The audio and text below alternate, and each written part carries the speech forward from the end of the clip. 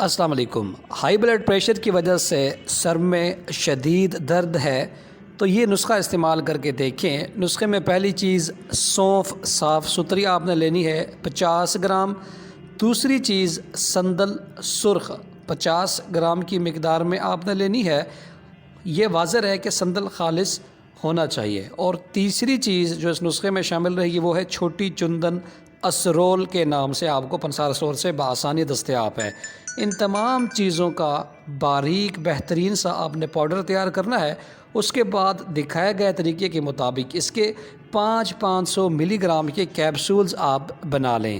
ایک کیپسول صبح ناشتے کے بعد، ایک کیپسول شام سوتے وقت سادے پانی کے ساتھ استعمال کریں۔ متواتر 10 سے 15 دن کا استعمال انشاءاللہ تعالیٰ آپ کے بلڈ پریشر کو نارمل کر دے گا۔ نسخہ اگر آپ کو پسند آیا ہو تو چینل کو سبسکرائب کیجئے گا تاکہ اسی طرح کی مفید ویڈیوز آپ تک پہنچتی رہیں۔